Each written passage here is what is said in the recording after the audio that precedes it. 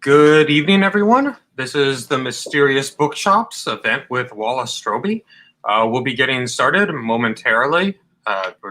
We kill time for a few minutes at the start just to make sure that if your attention was otherwise, across the room, folding your laundry, doing dishes, that you have a moment to come back to your computer, and we'll be getting started momentarily. Again, this is a Mysterious Bookshop.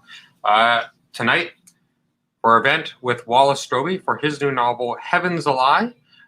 Though we also have planned this event less as a specific interview or discussion of just his new novel and more of a free-form discussion of both of our passions for crime fiction, film, and television, especially some obscure or unheralded books. So, books, movies, TV shows. So you're in for a treat, and we hope that you'll join the conversation. Well, I guess I already did leap right into the introduction, but we will get formally started now. My name is Tom Wickersham from the Mysterious Bookshop, and I'm thrilled to be introducing Wallace Stroby, excellent novelist, the author of, as I mentioned, Heaven's a Lie, signed copies of which are available through the Mysterious Bookshop. I will post the link in the chat. And Wallace is the author of 8 previous novels, including the Chrissa Stone books. He also had a long and distinguished career as a newspaper journalist, which he has woven into his previous novel and is something that I'm sure we will talk about tonight. And now, please welcome Wallace Stroby. Thank you, Tom. Thanks for having me. Yeah, well, it's pandemic. We are on the other side now, I hope. Yes. In fact, thank you. Wallace came into the store to actually sign these books in person. They were not, mailed out book plates or anything like that. And hopefully we were just starting to plan for some actual in-person events in July. So hopefully we'll see more of you in person before too long. And so, as we discussed and as I mentioned at the beginning of the event, we're not doing this purely as an interrogation of you and your new novel, but of course I want to touch on it. For those who haven't read Heaven's a Lie yet, it's about Joette Harper, who works at a motel. She's, to put it mildly, not thrilled with her place in life, and becomes she's in the right place. She's a right place, wrong place. But she's a helpful bystander in a car crash. She winds up, without spoiling anything, this is, just in the first couple chapters, she winds up with a duffel bag of money left over from a car crash, which she has no reason to believe that there's anyone who would come and claim it for any good purposes.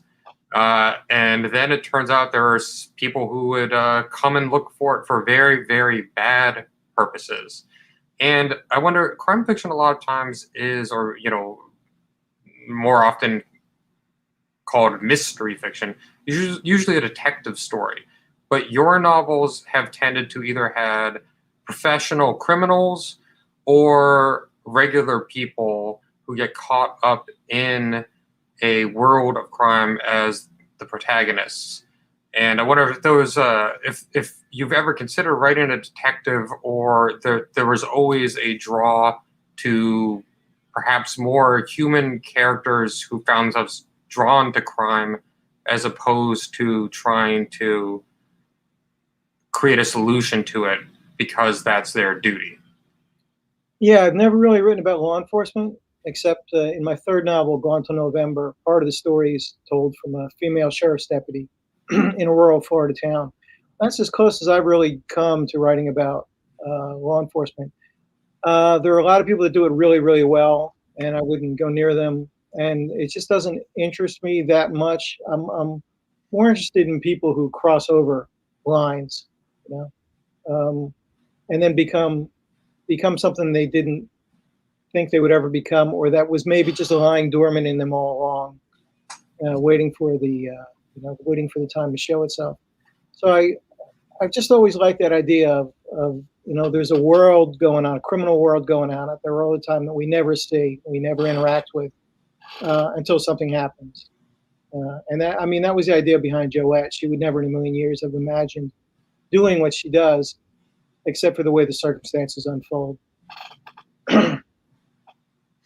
So she's a bit of a different protagonist from Chris Stone, where you have, I believe you've said that the Chris books were somewhat influenced by the Stark novels. Oh yeah, yeah. Stark Parker novels, yeah.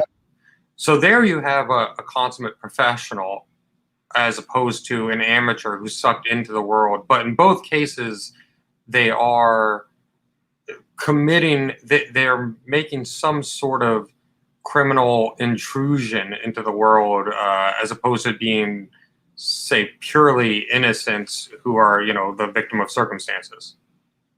Yeah, I mean, Joette's probably got a little bit of Chrissa DNA in her, once she has to start stepping up because all of a sudden she's in danger and people that she were around her are in danger because of what she did. So I think there's a little of her in that. Chrissa Stone in those books, I mean, that's her profession. She's a working class armed robber. She's not dodging laser beams in a cat suit and stealing diamonds and all that. She's a working class armed robber who robs poker games and ATMs. In the second book, she's robbing ATMs. So I mean, that's those books, those 4 books, and the short story is that she hopes that she can create a more normal life for herself. And the more she does to try and create that by accruing money and things like that, the further she gets away from this dream that she's having. And I think by the end of the 4th book, she's kind of realizing that who she is and that this dream life of normalcy that she has is never really going to happen because of who she is and because of the choices that she's made. Now, as you just referenced, she's not dodging laser beams in casinos to steal diamonds.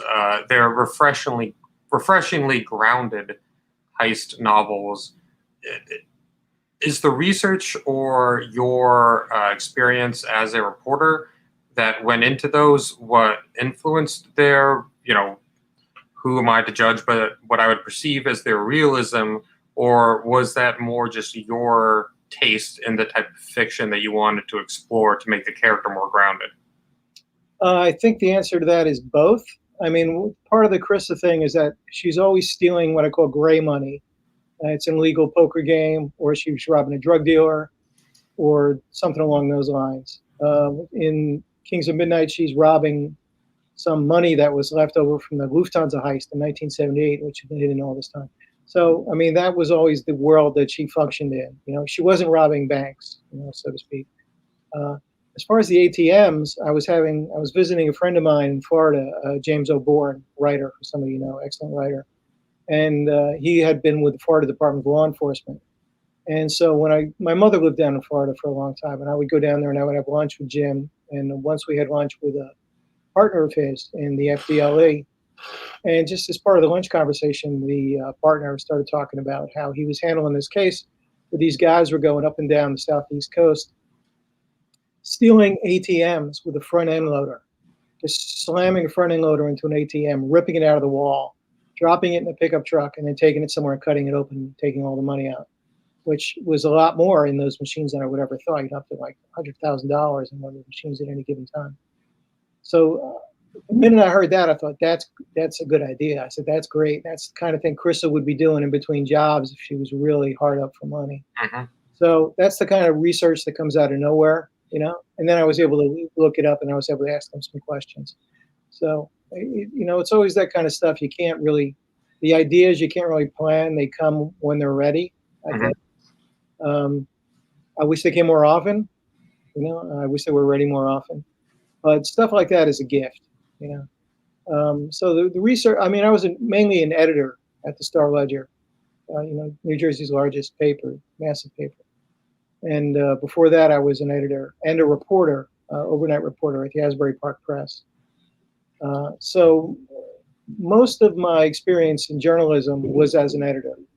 However, at the Star Ledger especially, I knew all the people that were doing crime reporting. I knew all the people that were doing, especially organized crime reporting. We had 3 organized crime reporters at the Ledger at one point. And so I was able to get all that stuff from those guys. And I actually sat in on a trial, a drug kingpin trial in Newark, as part of the background for Gone to November.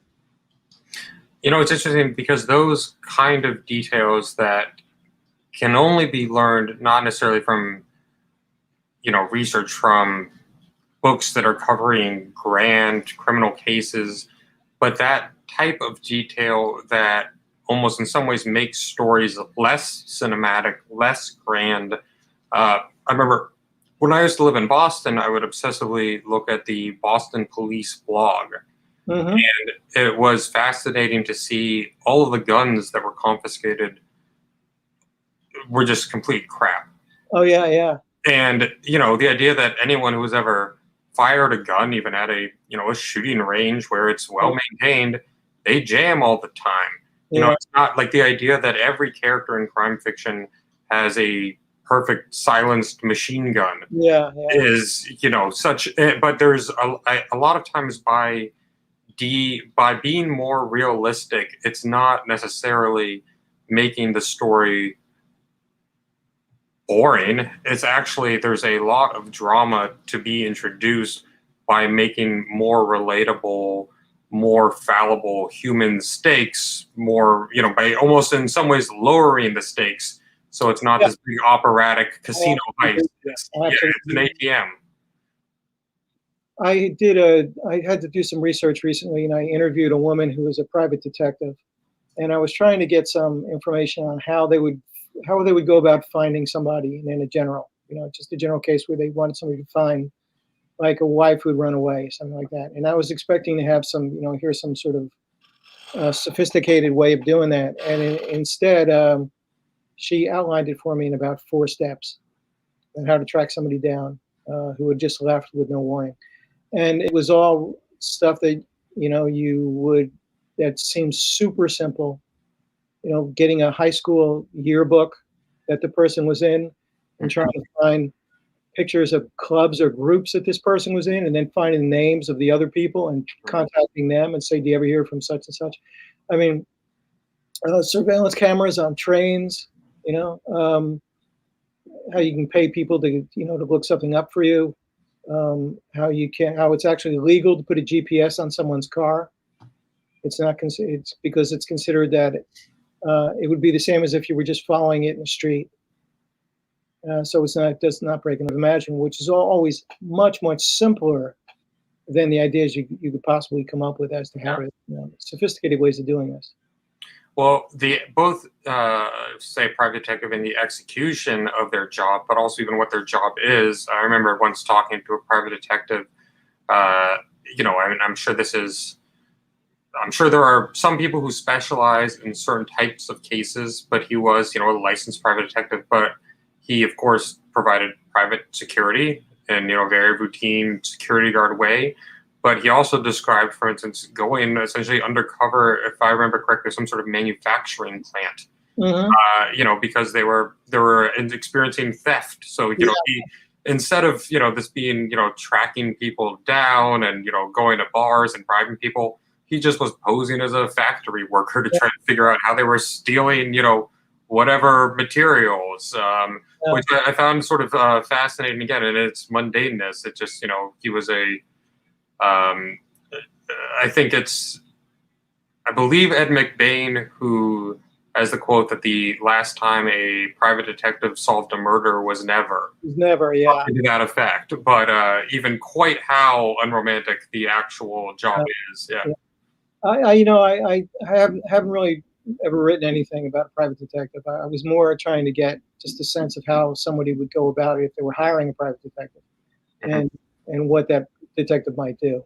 So, but it's this kind of stuff that you would never have imagined, and then somebody just explains it. Somebody who knows it explains it to you, and that kind of stuff is,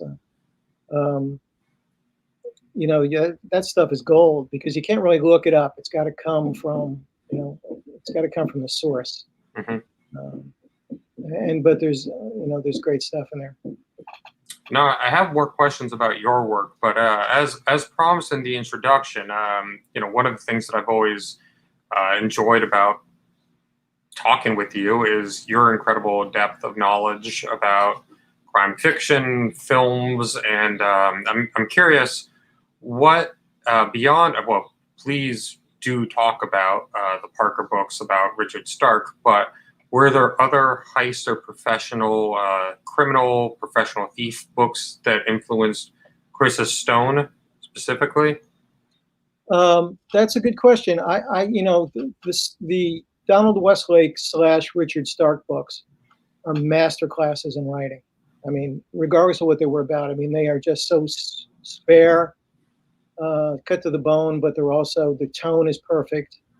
You can reread those books endlessly and always find something else. I mean, they are the gem standard, the diamond standard of that genre. I think after I had read those books, I started going back and reading some of those books that had influenced Westlake, writers like Dan J. Marlowe and Peter Rabe and people like that, who had written, a lot of them had written for Fawcett Gold Medal in the 50s and 60s. And so it was interesting to go back and see those because you could see kind of the roots, the books that Westlake was influenced by. But I came to those. There's a Dan J. Marlowe book called The Name of the Game is Death. Yeah. Which is a brilliant novel. Yeah. First person criminal protagonist. And I described it once in a review as it's a wolf cry in the night. It is just, it's a book about alienation, which in a sense all the Parker books are about alienation too. Mm-hmm. People who flourish outside of society. Yeah. So then, and Clean Break, which became the movie The Killing. So there's a whole tradition of. I'm sorry, the Lionel White novel. Lionel White novel, Clean Break. Okay, yeah, I've actually I have my Black Lizard copy, but I've never read it. Yeah. Which became the Stanley Kubrick movie The Killing. So there is this whole genre of heist fiction and criminal first-person fiction from the 50s. But as I said, I went back and discovered that a lot of it through Black Lizard books because they reprinted a lot of them in the 80s. Yeah. So I had read all the Parker books, and there was a big gap between the Parker books too. He stopped writing. Yeah. Butcher's Moon, I think, in 1972, and he didn't have another one until 1990 or something like that, when Comeback came out. Maybe it might have even been later. It might have been late 90s. Yeah, I'm thinking, because I reviewed it when it came out for the Ledger, and I started at the Ledger in '95, so it had to be after '95. So those books, sort of, and there was a lot of people that tried to sort of fill that gap while during the time Westlake was not writing them. Mm-hmm. There's an Australian writer named Gary Disher. Yep. Who wrote a character called Wyatt. Yep. Those are essentially pastiches, but they're really well done. And if you were hungry for that kind of book, it was perfect. And I have them all. They're very hard to find now, but I have them all. Yeah. Soho put them out in the United States. Yeah. Yeah. So there's a lot of stuff out there where you can go through the levels, going back to where you see the influences and where that become, then the full circle, the influences go to something else, and then something else is influenced by them. So it's kind of in the way the American crime films really,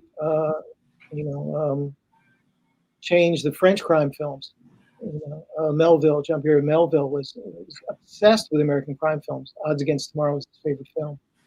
And then he started making his gangster movies, his French language gangster movies. And then the tone of those started showing up in American movies again in the 60s. So it's this big circular sort of influential thing. Have you seen, I know it's appeared under multiple names. I'm positive you've seen it, but you've seen Touche Pas Grisby? Yes. However much I just butchered that. Yeah. That's one of my favorite of the workman armed robber, where at one point I think they're breaking out the machine guns, and his wife pops in because she was going to give them dinner or something. Yeah. That's a very entertaining movie. Jean Gabin, one of the great French actors. It's sort of he was in his 50s when he made that, and he sort of started in second career as a aging gangster. Those kind of films. And he slaps people, slaps a lot of people in those movies. Yes. The movie slapping somebody. Yeah, that's great. There's a bunch of them. Costu Risk with Lino Ventura. It's a great French movie. I'm not sure if I know that one. And of course Melville's movies. Bob Le Flambier and Gustave Soufflé and all those. I just rewatched Le Samurai about 2 weeks ago. Yeah. Those movies are all style. They're all style, but they're great. But you can see the American influences in it. Mm-hmm. I wonder about, so there's, when you say they're all style, as much as I'm a fan, I frankly don't know a huge amount about Westlake's own process. If, for instance, the Parker novels were complete imagination or he did some research, but what about some of the authors who wrote from firsthand experience? Have you read Edward Bunker? Yeah. I don't know. I know that the drug addict parts were certainly autobiographical. I don't know about the robberies, but Eddie Little, more recently, Nico Walker, and any of those novelists or who are writing from some firsthand experience or nonfiction accounts of professional robbers. Yeah, Eddie Bunker, who wrote No Beast So Fierce, which became the movie Straight Time, and he wrote maybe 7 novels, I think 7 or 8 novels. Career felon, career felon. Spent most of his life in prison. He gets an enormous amount of attention, as do some other writers who started writing in prison. But I think the best of them all was a guy named Malcolm Braley. Yeah, he wrote a novel called On the Yard, which is brilliant. Mm-hmm. And it's a crime novel because it's about guys in prison, but it's much more than that. Yeah. He wrote another book called Felony Tank, his first book. And this was a guy that not only knew that world, but he knew how to write. And that's the big difference, because a lot of those people who have the experience, they don't have the writing chops. So they're both deceased now, but is that a subtle jab at Bunker's writing ability? No, I mean, the thing about Bunker's books, going up to Dog Eat Dog, I think, which was his last one, is that he knows that world. You do not doubt that for a second. That he knows the mindset. And my favorite book of his is Little Boy Blue. I never read that one. Yeah, which is semi-autobiographical about this kid who's just lost in the world and becomes a petty criminal. If you want to do research on that sort of mentality, Eddie Bunker's books are the ones that do it. Yeah. Because that is real. You do not doubt that for a second. I think we talked about him fairly recently, but also Eddie Little, I think sort of tragically only wrote 2 books and died fairly young without getting the attention. The movie, the novel is called this too, but Another Day in Paradise. Another Day in Paradise, yeah. Which I forget the actor's name, but as someone who was not a Mad Men fanatic, I only recently learned that one of the stars of Mad Men is indeed the star alongside James Woods. Yeah, Vincent Kartheiser. Yeah. Yeah. But it's actually quite a good, I think many more people have seen the film than read the novel, and it's actually it's a fair representation of it. But I have to say, I think it's one of the, I imagine it's quite autobiographical, and it's probably one of the most desperate and unromanticized, even though the characters at times, for most of it, literally high on the criminal life. It's one of the most miserable depictions of being a professional thief, which is almost why I bring it up in, I think your books strike a middle ground where you're not romanticizing things, but it's also not this sort of polished world of professionals. And that's maybe the far side of misery, where I would understand writing fiction, you might not be inclined to write a book that miserable. But I guess part of the question is, going from the Parker spectrum to these people who really lived it, spent significant time in prison, were heroin addicts. Yeah. how, where the darker side of the reality of it has influenced your fiction, or I'm just happy to hear your thoughts about those books or any others. Yeah, yeah, that's a grim book. It's a grim movie too. It's very well done, but it is tough to watch. Yeah. James Woods at his most unhinged in that movie. Yeah, I always when I needed to think about it because someone had asked me, I think I was always trying to find that sweet spot in between Donald Westlake and Friends of Eddie Coyle, Hmm. where Friends of Eddie Coyle is extremely realistic in the dialogue and the setting. It's almost practically all dialogue. Yeah. George Higgins, um, and so that feels real.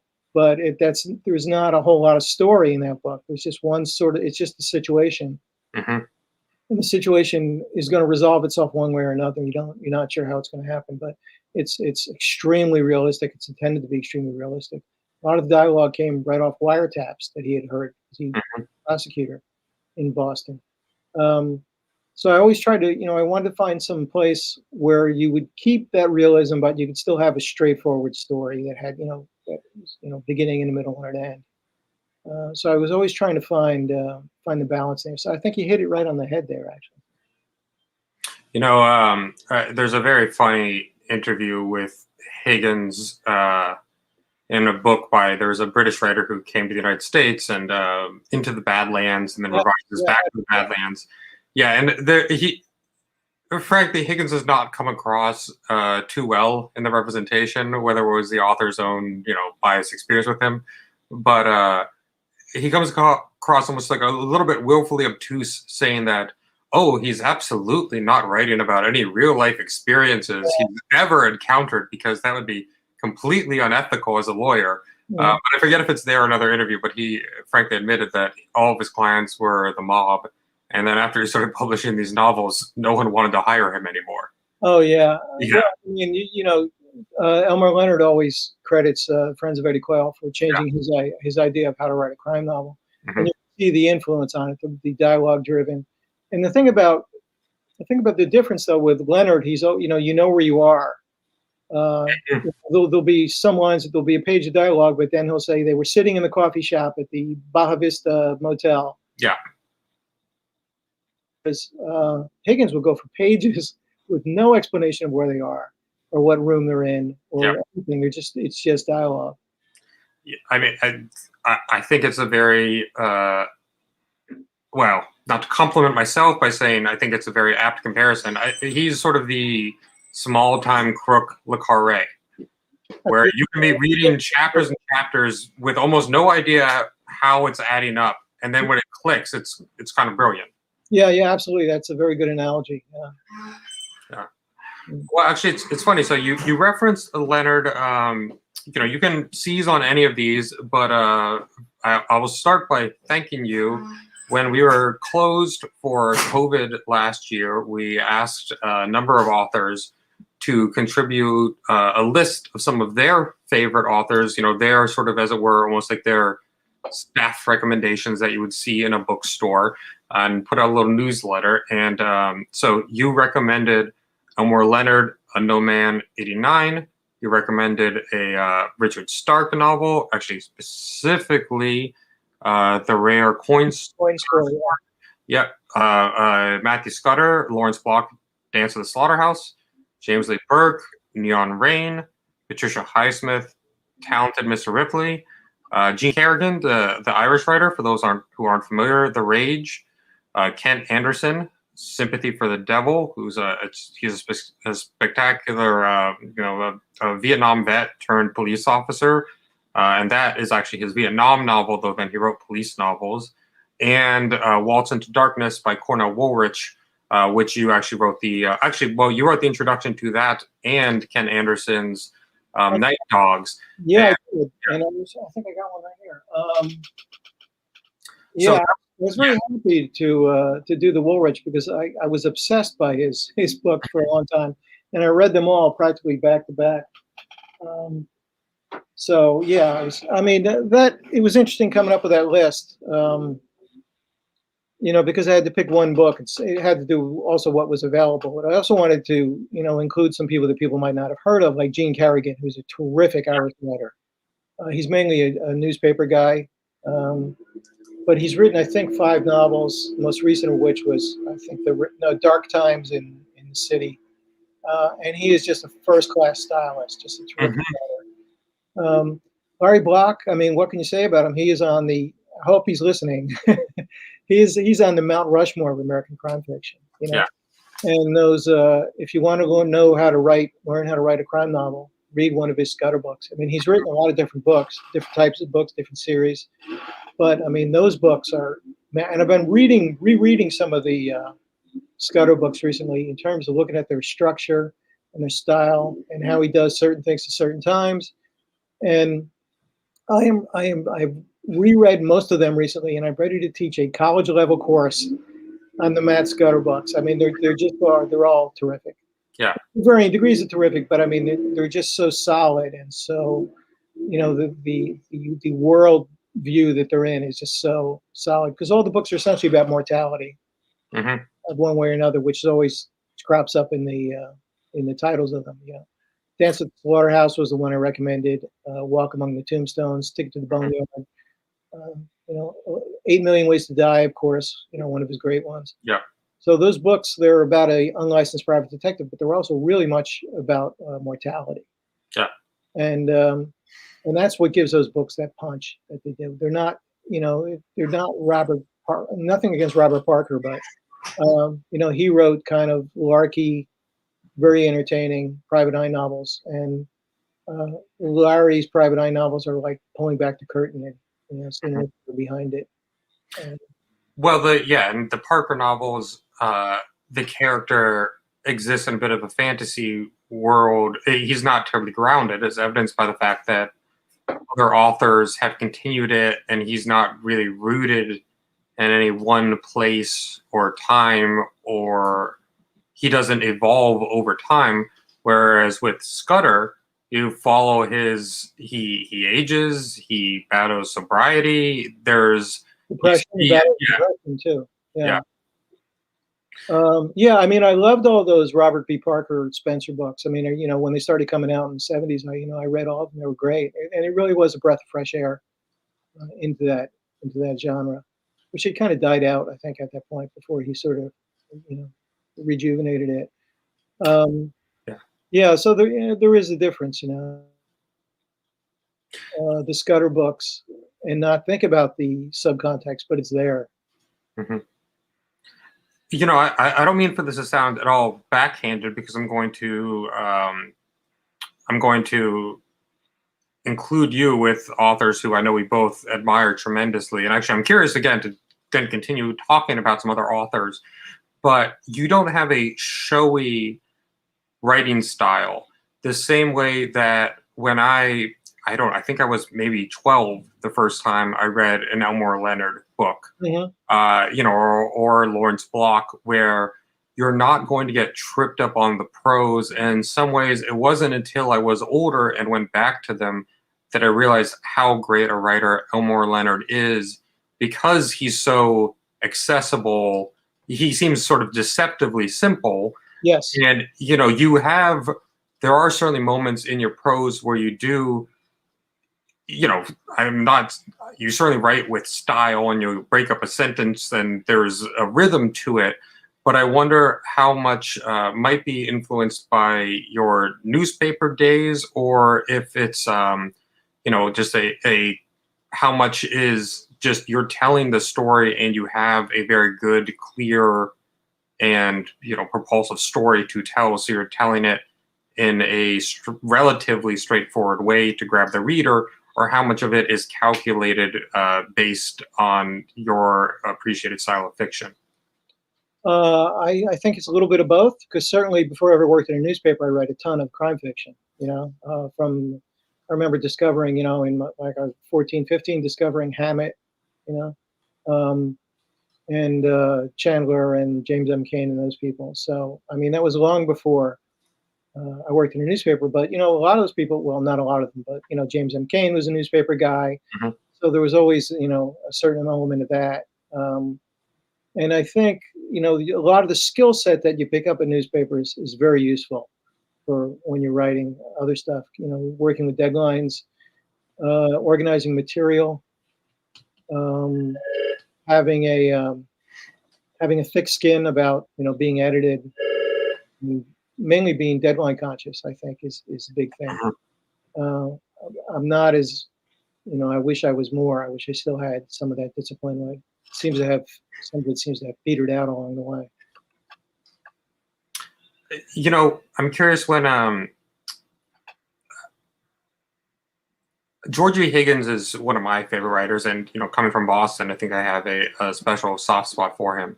But there's a number. I also think he's interesting for what we discussed about your own work, where sometimes he'll have one of the characters will be in some way an agent of law enforcement, Mhm. but they're more books about the underworld, about criminals, people on the other side of the law.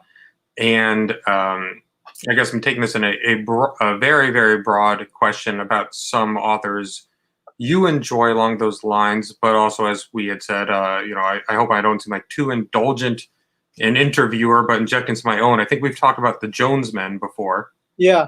Yes, well, I think he's still alive. Vern Smith, and then He's he still was Yeah, yeah, Newsweek for I don't know decades. He was a reporter.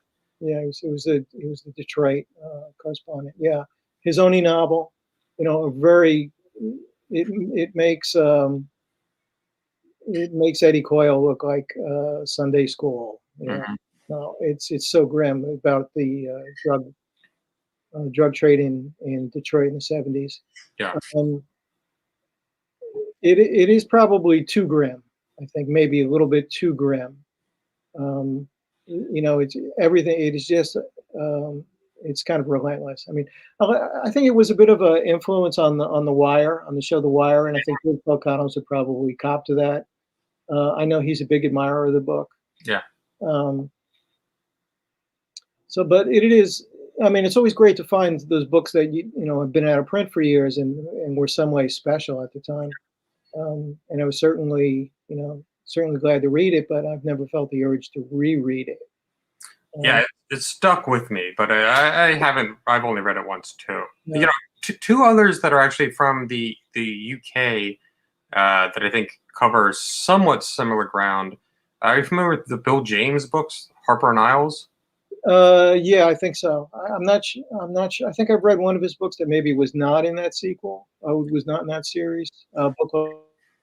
Yeah, I haven't read any that aren't. They are. It's technically there's two police officers, Harper and Isles, but and largely the books are written from the perspective, or let's put it this way: I don't think he did any research about actual law enforcement or policing. It's very much about their characters. There's many segments that are written from the perspective of the criminals, and this was sort of an inkling I got. But Mm, he, if I'm not mistaken, is a want to say he is a I don't want to get the author wrong and embarrass myself, but he's published authors. He's published novels under his own name and a lot of nonfiction. He might be a Proust scholar. There's some very highfalutin, and yeah. he's admitted that basically the only crime writer he likes is George V. Higgins. Hmm. So yeah, he writes these books. They're very sort of cynical, dialogue-driven books about all this human fallibility Hmm. and police informants and everything. And then the other author, have you read? Actually, he's on. He shares a publisher with you, Malcolm McKay. No, no, I haven't read any of this stuff. No. Yeah, those are excellent too. Those are set in, if I'm not mistaken, Edinburgh. They're certainly Scotland, but again, it's there will be a police character in the rotation of 3 or 4 different characters' perspectives, but they're largely all from the point of view of various people of different stature in the underworld, where there'll be a hitman, the boss, the aging hitman who's Yeah. losing his touch, and they're all incredibly paranoid and plotting against each other, and they all are completely mistaken in what they think is really going on as it's revealed as I they love that kind of stuff. Yeah. yeah, they're excellent. to mention writers that people may not know, I mean, I have to go back to Ted Lewis as far as British Yeah. crime writers are involved. He wrote a book called Jack's Return Home, which became the movie Get Carter. He only wrote a handful of books. Most of them are gangster books, gangster novels. When I was in the store a couple weeks ago, I picked up another copy of his book GBH, Grievous Bodily Harm. Yeah. His last novel, and I've been rereading it over the last few days. It's a brilliant novel. I mean, it is a hardcore crime novel. Yeah. That takes place in the mind of a gangster, a pornographer whose world is coming undone. Which in some ways it has a little bit of a riff on Last Good Friday. Yeah. They're consecutive. I don't think one was influenced by the other at all. I was about to say it might have even been published. I'm not honestly not sure which came first. I'm thinking maybe GBH was 80 and Last Good Friday was 81, maybe, or something like that. But it's and it brilliantly alternates timelines and locations between what he calls the smoke, which is what they used to call London. He never explains that though. The book is set this chapter set in the smoke, this chapter set at the sea, and it's just the way he pulled that off is amazing to me. The way you would read a book like that, where the guy who's doing terrible things, a really bad guy who is becoming unhinged in front of you, and make it so compelling. I mean, it's a character study more than anything, but it's a brutal view of the London underworld at the same time. It's funny that you said that. I didn't know that there was actually a any basis that the smoke meant something, because it just sort of evoked. I just thought it's his smoky. That's because those are the flashbacks, and I just sort of thought like, oh, it's the smoke of nightclubs and casinos in his life, and there's something sort of evocative of smoke being the past.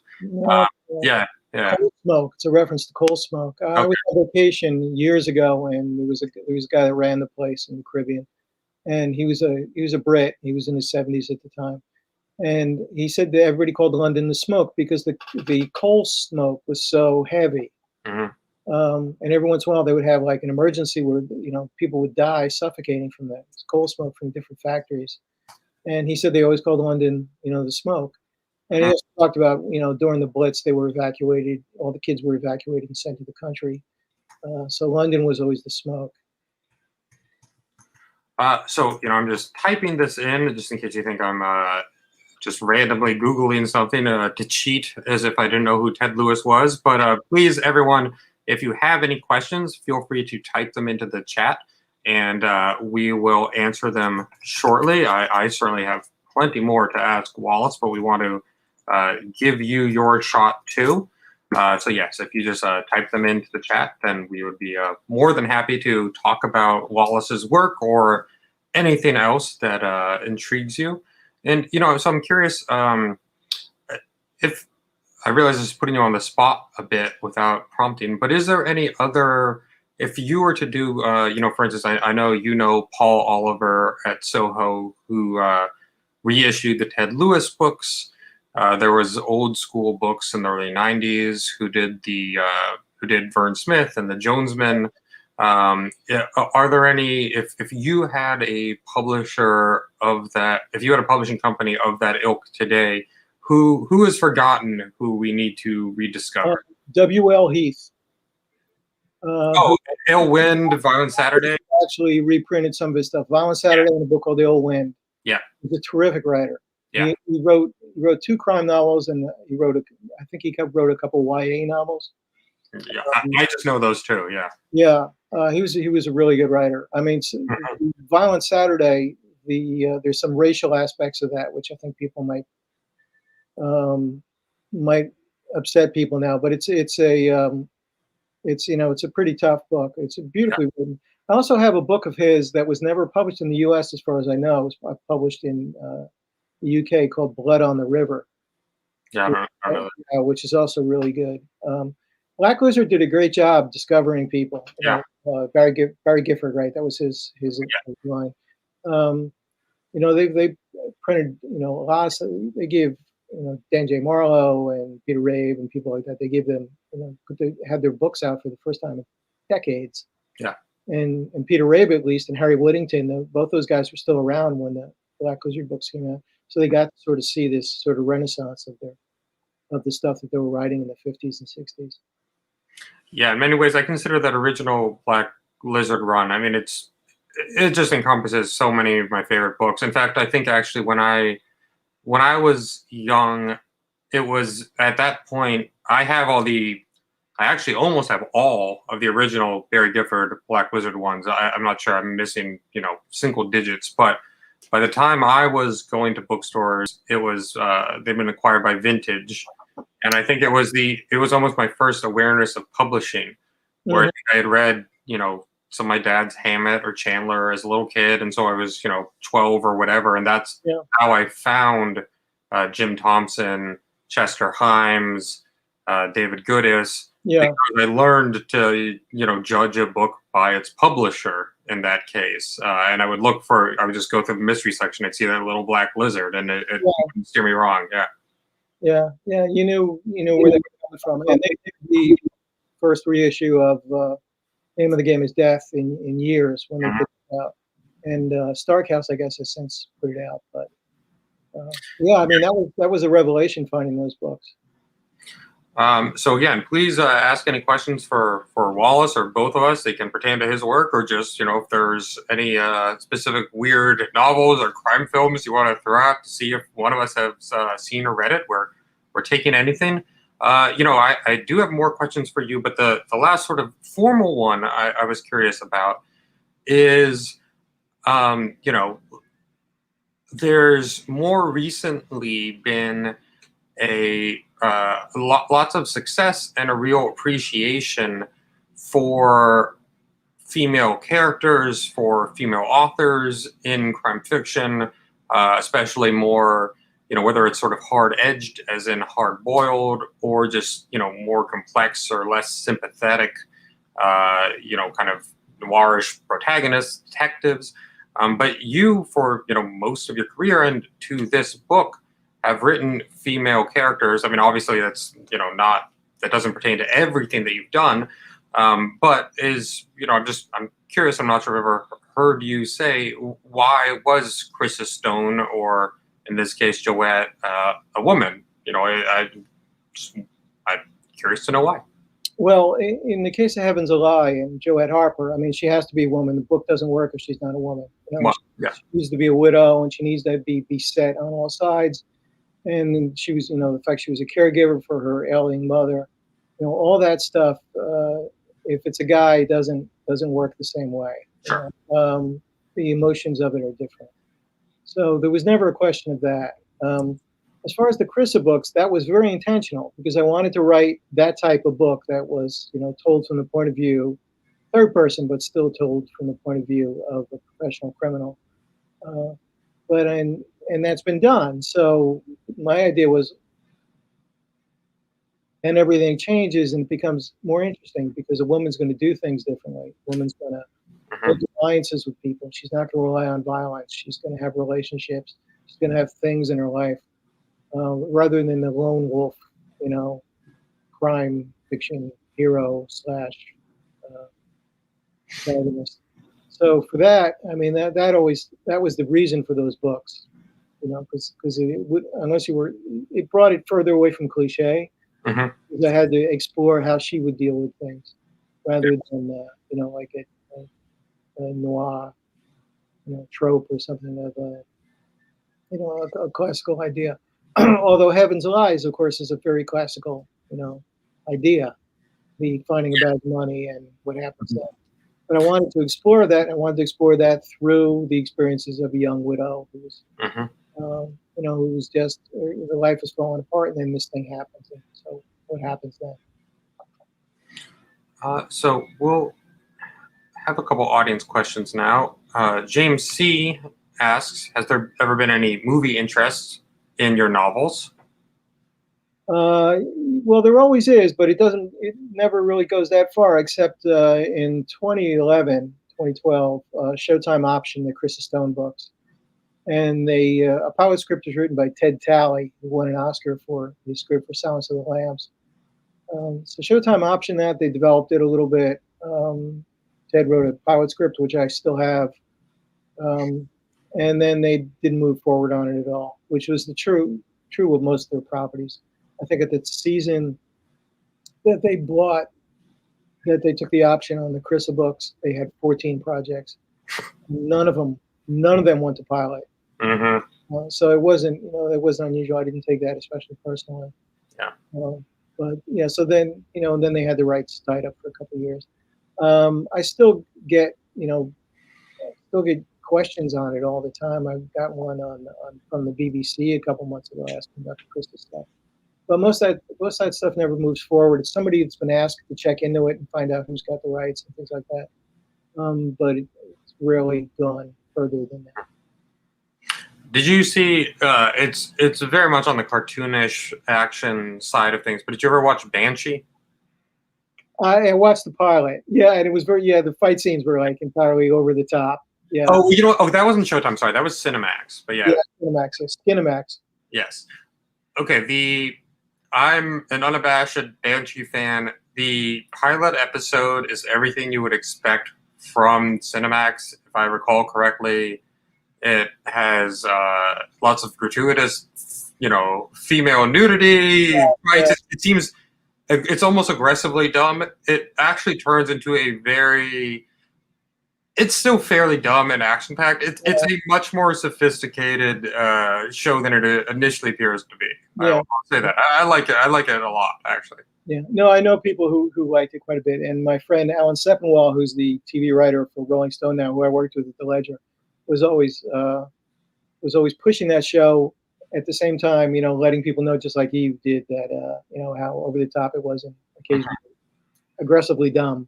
Yes. I only saw the pilot, and yeah, it was pretty crazy. But so we've got some other questions, but just real quick, I believe it was the Crissa books, but the Kiddie or the Kiddie 3. Just which book did the BBC inquire about? Sorry, I couldn't hear. Just to quickly wrap that one up.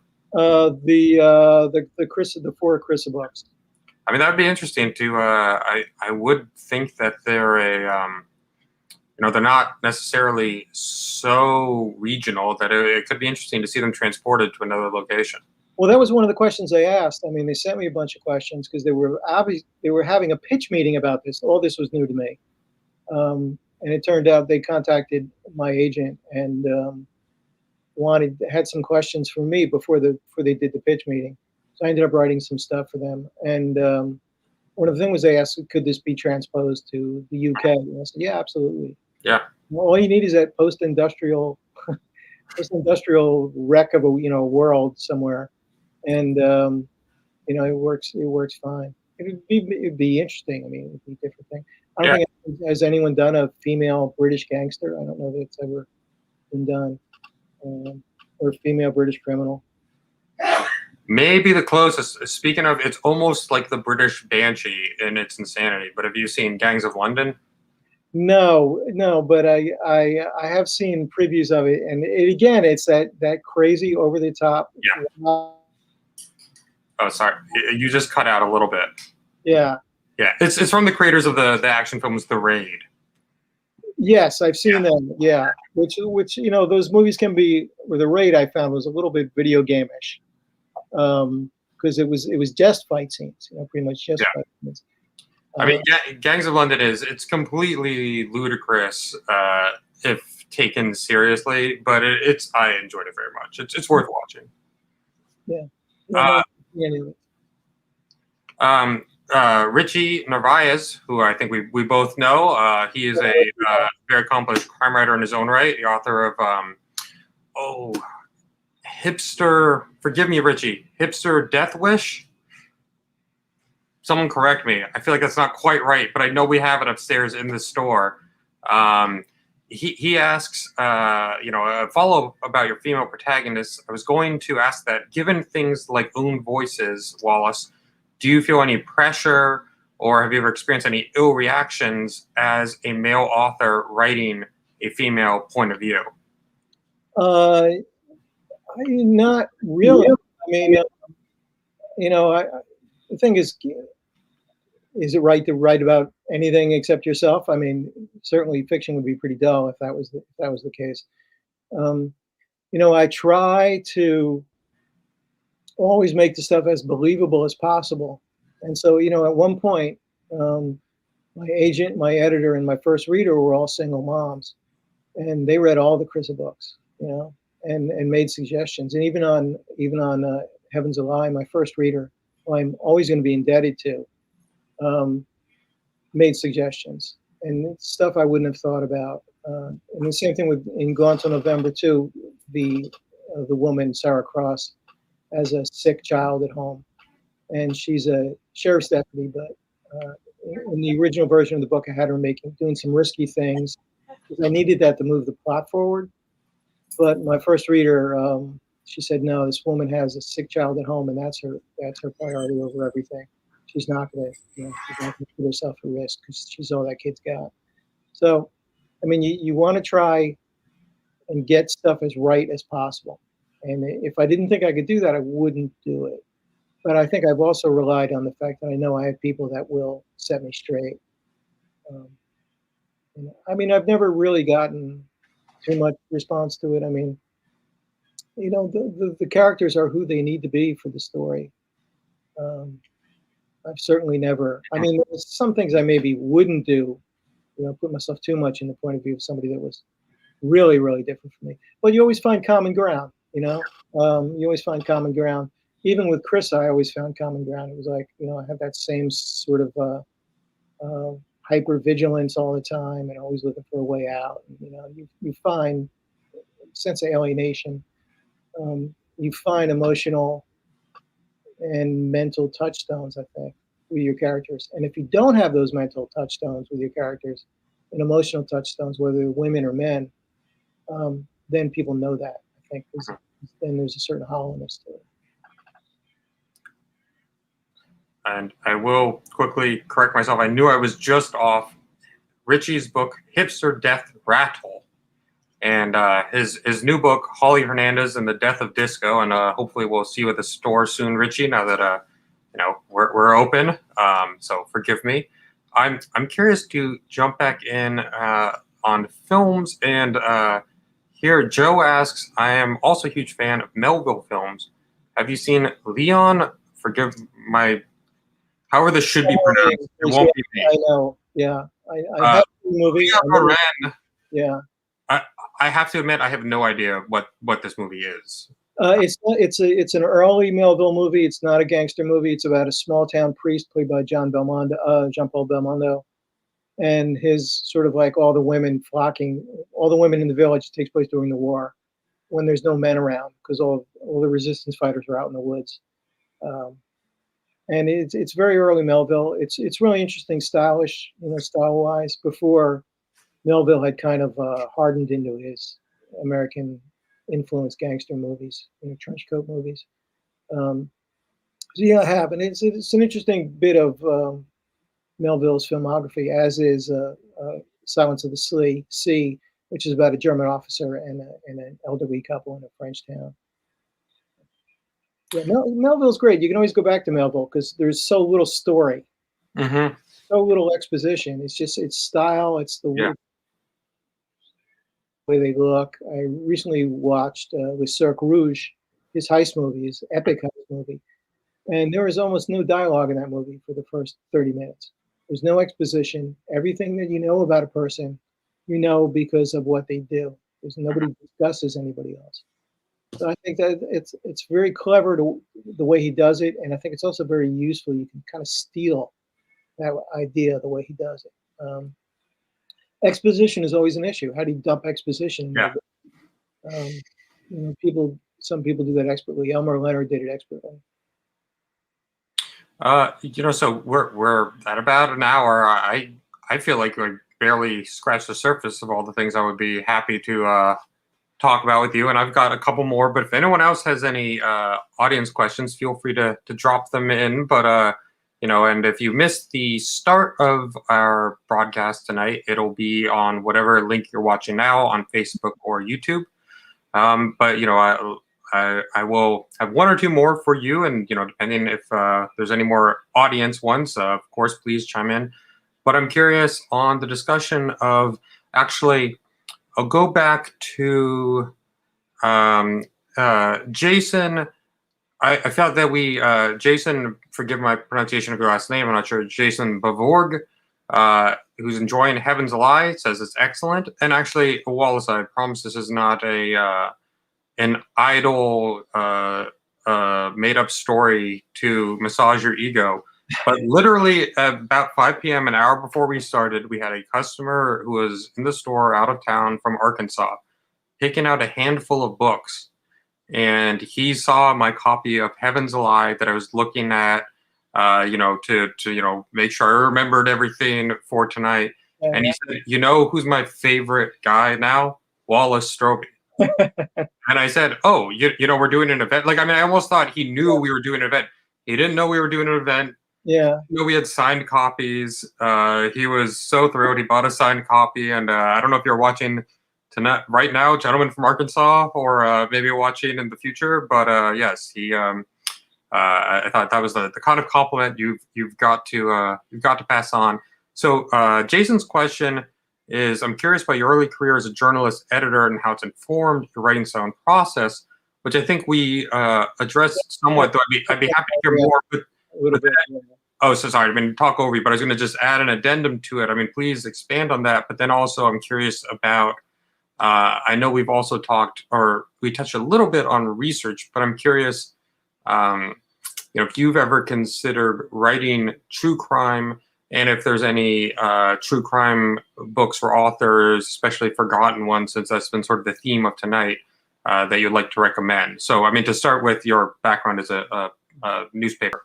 Yeah, I mean, I think I addressed some of that stuff. I think I always wanted to be a writer.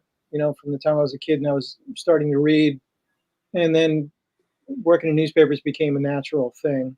A natural progression. And I was hired. I was still in college actually when I got hired full time at the Asbury Park Press, and I had not graduated at that time, and they assumed that I had. And I was worried that they would discover that I had not actually graduated. I had all my credits, but I just had not done that final thing to graduate. So I was sweating that out. Then eventually I was able to go back and take care of that and get the degree. So that I was thrown right into it. And then I was the overnight reporter for many years, which meant I covered everything that happened between 1 in the morning and 9 in the morning. So a lot of fires, a lot of accidents, some shootings, things like that. So, getting information, organizing information, doing it quickly, and deciding how to present it, that was all part of working, learning how to write news. And I think same thing's true for writing novels, I think. They are me. And, especially now, there are so many terrific writers who were newspaper people. Michael Connolly, Laura Lippman, Michael Carita. There's tons of people I'm leaving out. Dan Fesperman. There are a lot of them. And, there was sort of a renaissance of crime fiction in the 1990s, and a lot of those people had worked in newspapers. John Katzenbach, I think. It's funny. I actually know him, but I don't know his background. Yeah, he was a newspaper guy for a long time. And Michael Connolly has written about newspapers. In a way that he's the guy that knows it and can do it. I read about newspapers a little bit in Some Die Nameless. Oh, sorry, you cut out a tiny bit right after you said Some Died Nameless. One of the main characters being a female reporter at a struggling Philadelphia newspaper, which was being gutted by its new owners. And I just wanted to write about that because that's what was going on in the world around me. Yeah. I was just seeing people losing their jobs, buyouts, layoffs. It was brutal. And I thought what really captured that era, and will always make me think about it, is season 5 of The Wire, newsroom scene.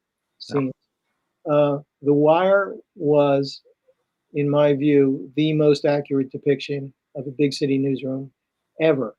And the reason I would alter that now is because of the movie Spotlight, because that was dead on what newspapers were like in the late 90s and early 2000s. And the way people dressed, the way people looked, the way their desks were. It was just perfect. I mean, it made me weepy to watch it because it just made me so nostalgic. And I left the Ledger in 2008. So, but yeah, the 5th season of The Wire, the newspaper season, dead on. Of course, David Simon reporter at the Baltimore Sun, and he knew that world, and he captured it beautifully. Beyond all the fiction writers who came out of a newspaper journalism background, which of course makes sense because you're a professional writer, I think maybe the only other profession that's anywhere near that is a singular profession producing a number of writers, especially for crime fiction, are lawyers. There's a number of them, but I would say probably journalists more so. A number, I mean, certainly I would say most of my favorite true crime writers were also traditional newspaper reporters, journalists, and not to, we're not ending this moment, but not to sort of be wrapping up on too bleak a note. But as you mentioned, downsizing. I mean, do you see where's the next TJ English, Nicholas Pileggi?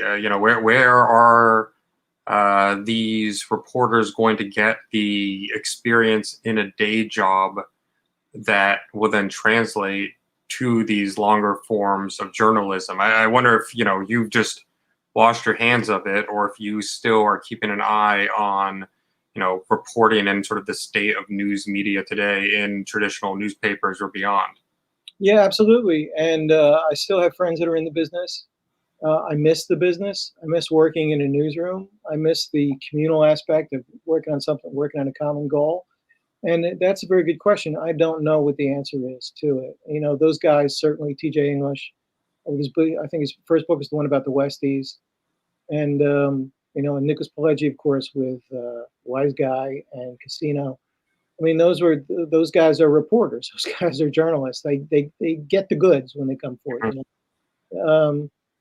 I've read most of T.J. English's books, and so yeah, I don't know. Reporting skills it's a skill, and it can be an art sometimes, but it is a skill. It's something that you have to learn. And I think part of it is also, I don't know how fact-checked books get these days, nonfiction books get these days. Yeah. I suspect not a whole lot. So occasionally you'll see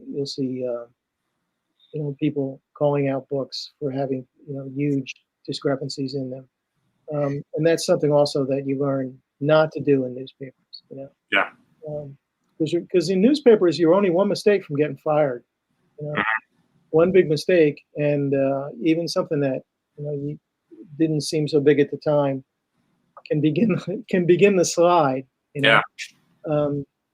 So all those people. I'm sure there will be other people that will rise up and fill those spots. I don't know who they are. I don't read a lot of true crime, so I don't know. I think a lot of the true crime stuff now, of course, is just going to streaming TV. Netflix, Netflix is like True Crime Central. They're picking up stuff from other places. So I think for the people that have an appetite for true crime, I think they're going to TV. I don't know that they're buying books. I mean, not to sound too smug about spotting errors, but I picked up a very recent organized crime book, and I'm always eager to see what the sources are. And when I go to the bibliography, I saw the last name of the very first book cited in the bibliography was misspelled. Yeah. I just immediately thought, I don't know about the whole book now. I mean, I realize that's a little harsh to write off the entire manuscript, but I thought, if I know that the author's name is misspelled, what else have they got wrong? And it just was, That's a central aspect of working for newspapers is, is get that name. Ask people how to spell their name. That's like one of the first things. The first things you learn. So yeah. So we'll wrap up with two final audience questions. First, we have Joe, who thank you, Joe, for tuning in. I know you were watching our event last night with James Elroy, so we appreciate our return audience members. He's asking Wallace, who among current new novelists do you like? And then we will finish up with Beth's question after Joe's. It's not a good time to ask me because I've been doing an enormous amount of rereading over the last year. So I'm sure there's stuff. I haven't read many of the new novels that have come out in the last couple of years. I've been rereading for structure and other reasons. a lot of Lawrence Block, as I said, and a lot of Elmer Leonard's 70s books in terms of like seeing how they're made. Um, so, I keep a list of books. I started in 1982. I bought one of those one of those blue and black and white composition books. In June 1982, I started keeping a list of everything I read. And every June, I draw a line and I start the new year. Um, and I look back on that, and I look back through those pages, and there's a lot of books I have absolutely no memory whatsoever of reading. Um, so, my reading of this stuff has slowed. So I don't know that I could accurately pull somebody out of pull something out of the air about this. I'm always looking for recommendations, and Tom gives me recommendations because he knows the kind of stuff that I like, that we like. So that's always good. I'm always up to hear about new stuff that I would like. I also, as I've gotten older, I think my tolerance is less. I used to think that I had to finish books. Now I don't think that. Now I'm if I'm not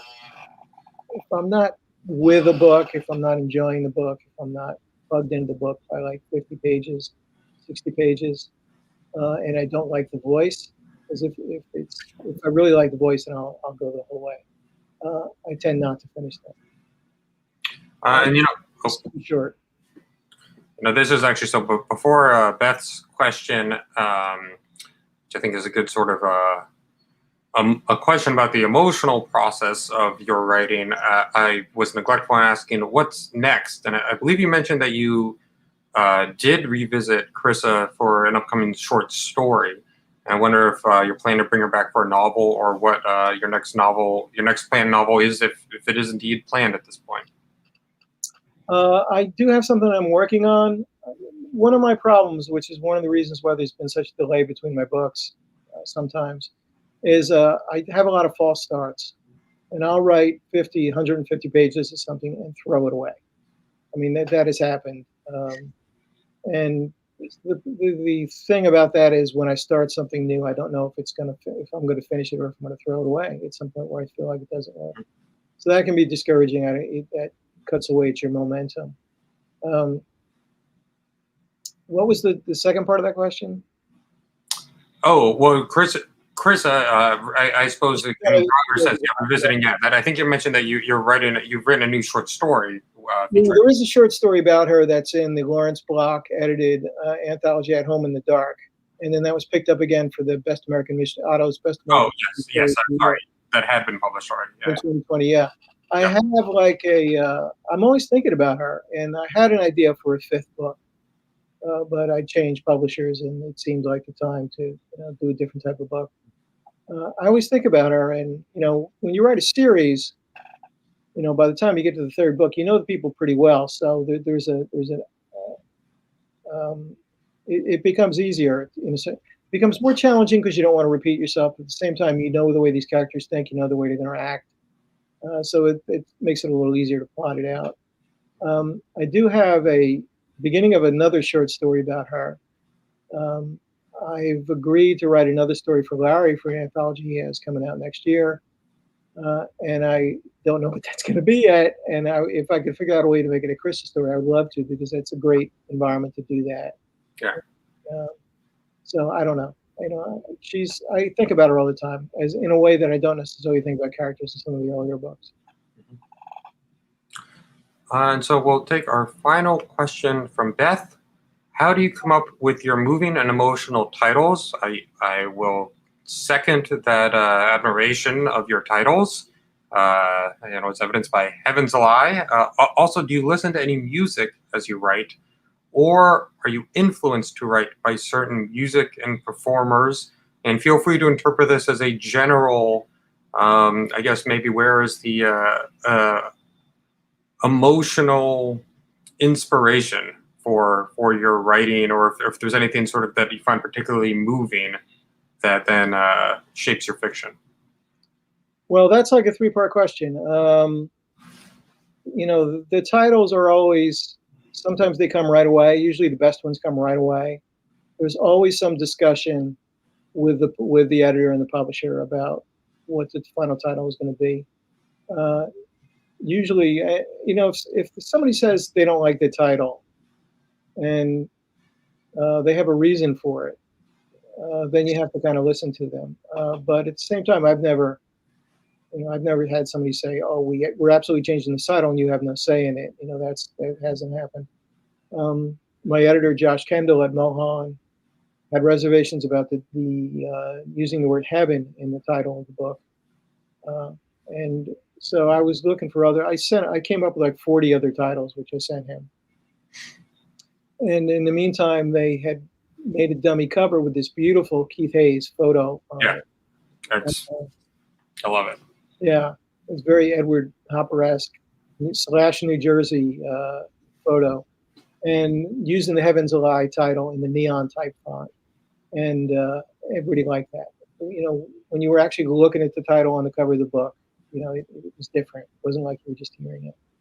I'm curious. Was there like was there a logical reason? Was that just a gut instinct on his part, or is there like a logical reason where heaven doesn't scan well or something? Yeah, it was. He just thought it was problematic. And an earlier title I had was a line from a Springsteen song. No part of the title was going to be "No Part of Heaven," a Springsteen song called Youngstown, where the line is, "When I die, I don't want no part of heaven. I would not do heaven's work well." And I kind of like that, but that was longish. Mm-hmm. And the more I lived with Heaven's a Lie, it seemed like it had a little bit of energy because it was a little unusual. And people ask me what it means. I say it means whatever you want it to mean. Yeah.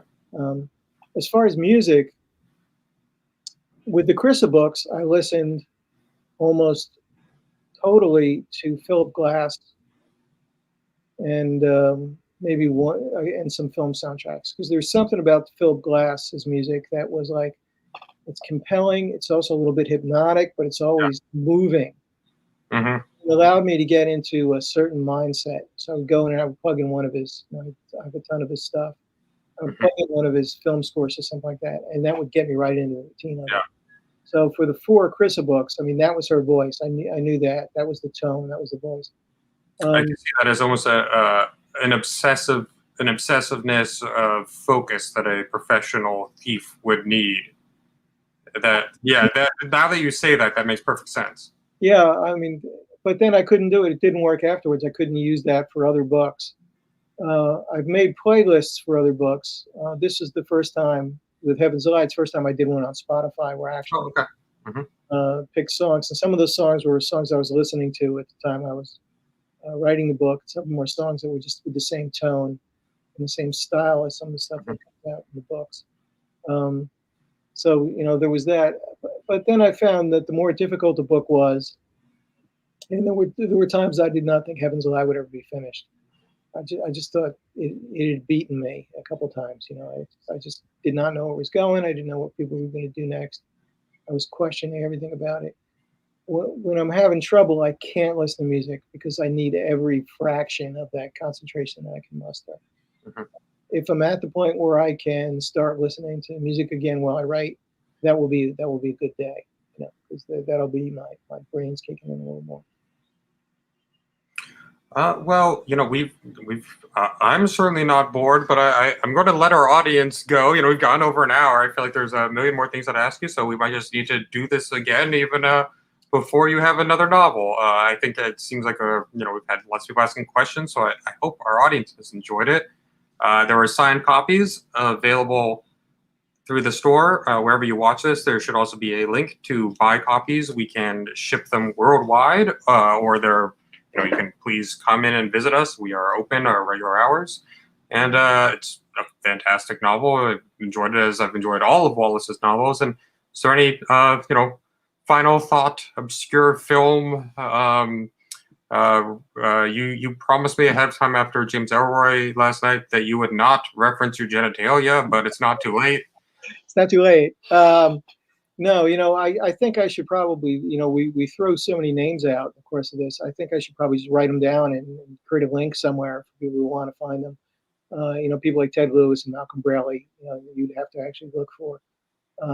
Maybe we can do that I'm not in tomorrow, but if I can get it together, maybe we can do it in this Friday's newsletter or kind of an addendum to the buy page of Heaven's a Lie as sort of notes on the event. Yeah, and we didn't even get to talk about Italian mob television. uh, No. which Yeah. has been a real renaissance in the last few years.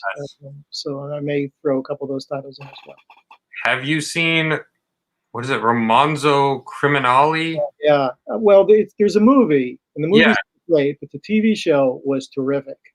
It was I two still, seasons. yeah. You Yeah. know, I'm obsessed with Gomorrah, but I Yeah. have not seen that yet. Yeah. And, and that was also Stefano Sollima Yeah. directed those two seasons of Romanzo Criminale. Uh, Yes. and Subera, his movie Subera, which I think is a masterpiece. I mean, I can't, I've watched that movie so many times, and I don't understand why everybody isn't hailing this movie as like one of the best like mob movies ever made. I Yeah. mean, so, so Unfortunately, the show doesn't quite live up to it. Whereas with uh, Gomorrah, the show and the movie, I think, are pretty equally great. yeah, the movie Subera is brilliant. I couldn't stick with the show. It was a prequel, and I thought in some ways it had characters doing things that the later characters in the movie would not be doing, even the same characters. So it just kept throwing me out of the saddle. So I haven't caught up with that. But the movie, I will endlessly recommend the movie. Yeah. Nano Salima, who has now gone on to make movies here in the States. All right. Final. Oh, did you watch Without Remorse? No, I mean I will see it because I'm kind of a Salima completist, but I haven't seen it yet. Yeah. Uh, Subtle Ar- shake of your head. you gotta watch it. Armed Robbery and French. Have you seen the Mezrine or Meyrine movie? Yeah, those are great movies. Yeah, I've seen both of those. And the thing I like about that movie, which I think the guy handled I forget the director's name, but he handled it very well, Yeah. is anytime you're going to spend 4 hours with a character, you're going to start to sympathize with him. And he played that very carefully and very Yes. cleverly because you don't buy into this guy's BS. Mayrine, he's obviously a deluded psychopath. Yeah. And he does have reasons for how his personality was shaped, but it never lets us forget who this guy is and what he's done. Yeah. And how self-involved he is. I just rewatched those and I was shocked by how good they are. As in, I almost thought, do I really want to watch these 4 hours of this again? I had very favorable memories of it, but it's pretty extraordinary how Well done. yeah. And like I said, it's realistic. I mean, realistic is a general term, but it shows this guy for what he is. And as he starts to become unhinged, and he's totally self-obsessed. Yes. He's total narcissist. So I mean, if you can tolerate that, it's a crime movie. It is a movie about a criminal, and in his life and his world and his way of looking at things. So it's I used before that term a wolf howl in the night. Hmm. It's sort of a little of that too. Yeah.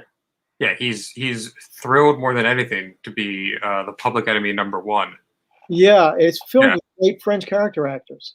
Oh yeah. Like every great French character actor is in that movie somewhere. Yeah. Well, thank you so much, Wallace. Frankly, I should go home and get dinner because I said I would be home about 5 minutes from now, but otherwise I'll just keep talking to you. So again, please, Heavens Lie, if you enjoyed our conversation, have ever read Wallace or are new to him, it's a fantastic place to be introduced to his work. And thank you all for tuning in, and thank you so much, Wallace. And hopefully we'll, without revealing his address, he lives in New Jersey, so hopefully we'll see him in the store before too long. I know he's signed books for us before, and maybe would even personalize them, and is always very generous with the bookstore. So thank you for that, and good night, everyone. Thank you very much. Good night, everyone. Thank you very much. Everybody be safe.